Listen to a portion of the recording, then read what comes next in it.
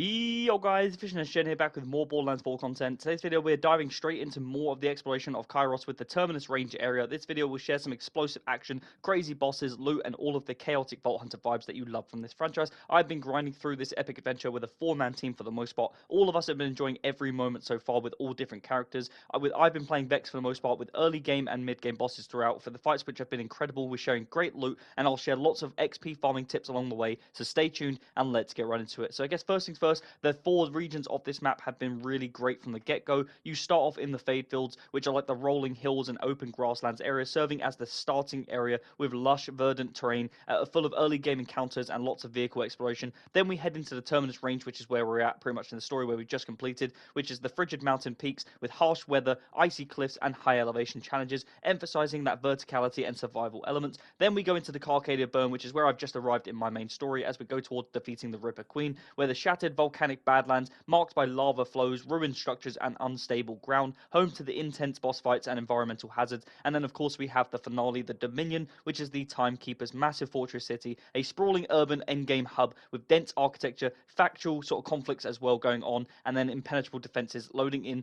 with the final vault in itself, with just the finale of this game, the ultimate endgame boss, which is, of course, with the main story ends, where we head into the ultimate Vault Hunter game mode. So that was just an overview, I guess, of the map in itself, in case you guys weren't aware or you're new to the game. Now we're going into the exploration episode of this series, which is the Terminus Range, which is a sprawling, high elevation mountainous zone, which is characterized by harsh biomes, including snowy peaks, icy cliffs, and forested lowlands. Now this area emphasizes that vertical exploration with elements like grappling hooks, air currents, and also balloon-assisted gliding for navigation, steep terrain, caves, and high platforms. Now this area has been so much fun to explore. The story with the Baal Lictor boss in itself was really great. I enjoyed every minute of that. The survival mechanics really come into play in this area due to the environmental hazards like unstable ground, elemental damage zones like fire, ice during boss fights and stuff like that, as well as challenging weather that can affect your mobility. Now it's divided into sort of several sub-regions, where you have the cuspid sort of climb, which is a rugged high altitude climb with silos and caves. You have the heart of the mountain, the central sort of mountainous core with hooks.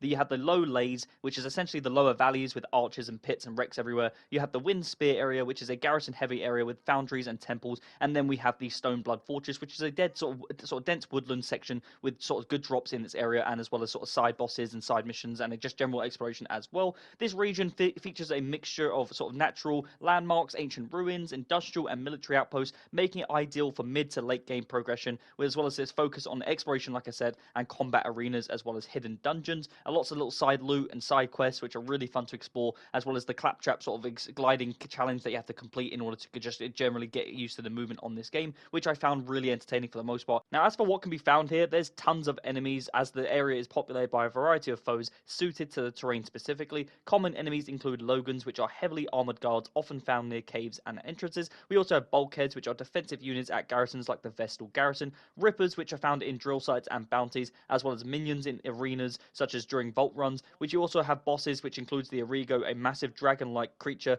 in the region's sort of primordial vault, which has an energy shields and switches between ice and fire and elements, all that sort of stuff, which, like I said, gets you used to the environmental hazards in this area. Other encounters also involve named enemies for bounties or events, including boss fights, world bosses, and stuff like that periodically spawn around the map in those sort of domes. As for loot and collectibles, you should expect a wealth of drops in this area from enemies, bosses, and chests. You also have key highlights from including cash, iridium, and guns from the Origo boss fight, as I just mentioned, such as the legendary Bonnie and Clyde assault rifle. You also have a collectibles encompassing 3 vault key fragments, one in each of the wind spear, the low lays, and the cuspid climb areas, which are all required to unlock the primordial vault of the Arch of Origo, that boss fight with the dragon-like boss. Other items also include the STU tokens from Augur shrines, which are near the vault doors for inventory upgrades, firmware drops from drill sites, and legendaries from dedicated farms. There are also golden chests such as the low lays, offering high tier loot, as well as the first vault completion granting you a glide pack upgrade that halves the cost of dashes and gliding and enhancing your mobility across the region's vertical layouts, which is really important in my opinion. There are also 49 discoverable map locations that unlock the mountain provides trophy or achievement when you fully explore this area, which is also useful. And like I said, I really am a fan of just generally map exploration and lore-based activities. As for the main missions in this area, the primary main story quest for this in Terminus Range in Mission 14, which is where his Vaal Sanctum mission starts, which is unlocks access to the Umbral Foundry in the Windspear area. The mission involves infiltrating a fortified area where you'll be battling through so many enemies, giving you, of course, loads of XP and confronting a key antagonist tied to the region's lore in itself. itself. It's part of the broader campaign arc of Kairos, focusing on the Timekeeper's influence and ancient vaults. Completing it then opens up more of the map and, of course, for side activities. And additionally, the region features a major side quest for the Primordial Vault, the Vault of Arrigo, as we've just gone over, which is really key, especially if you're looking to grind out XP or, of course, trying to get those rare legendaries as well. You need to also collect the 3 vault fragments, as I said, in the Wind Spear, the Low Lays, and the Cuspid Climb to enter this vault in the Low Leys Cave, where you also need to survive arena encounters with waves of enemies, defeat the Arrigo boss by using electric weapons to break its dual energy shields, then alternate fire and ice damage based on its phase,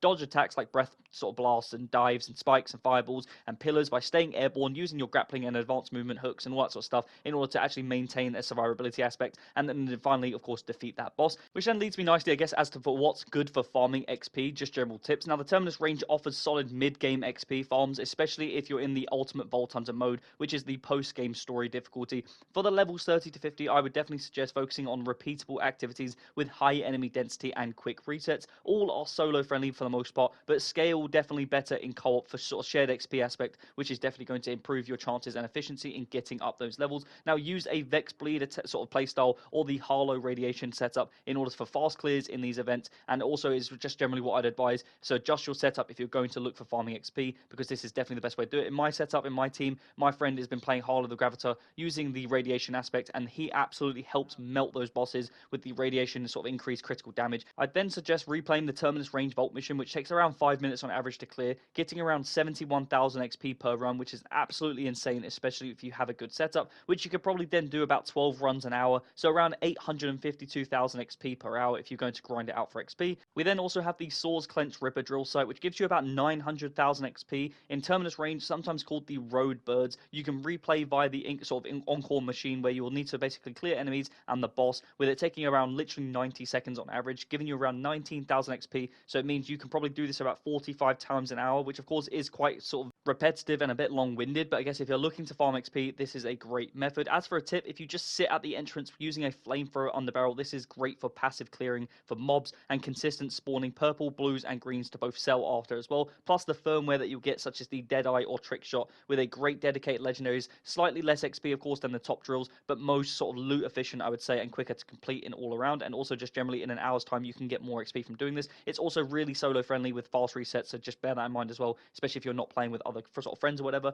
And then we also have the Old Scrape Ripper drill site, which gives you probably around 772,000 XP. It's in the Cuspid Climb with a similar replay mechanics. You can clear this site in just over a minute on average, earning around 16,000 XP per run, meaning about 48 runs per hour, which again, as I said, is quite repetitive, but if you're looking to clear this over an hour's time, you will farm a stupid amount of XP and also get some great loot. Generally, if you incorporate the Val bounties into this as well, the purple contracts from boards, i.e. at safe houses, you can then farm around 1.4 million to 1.6 billion per hour of XP by focusing on close spawns, killing those named enemies really quickly, and then reset that board via the menu quit or difficulty toggle settings, which are just little tips I would suggest in case you guys are looking to do that method. You can also hunt world bosses like the Gordelio for burst XP, explore the 49 locations for passive XP for discoveries is also great as well, and generally just really fun to mix it all up so you don't just get bored doing the same thing. And in addition, be sure to use elemental weapons for, I guess, just general tips on mobbing for efficiency against local enemies, and respec at machines for those bleed and crit builds, which will definitely sort of speed up your chances at defeating bosses and clearing these events.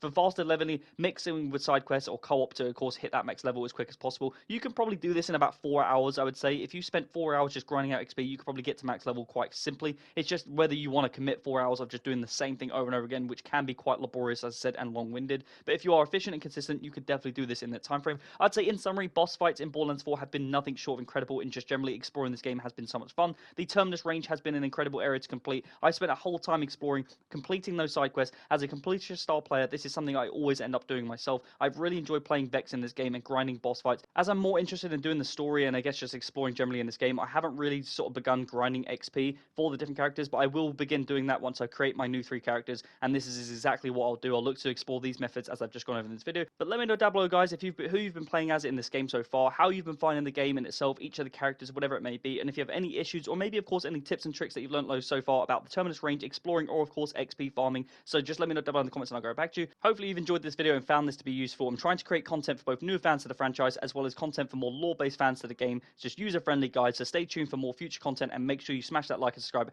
if you've enjoyed the video, as it massively helps me out and I massively appreciate it. I'm Visionist Gen. Hope you enjoyed the video, and I'll see you in the next one.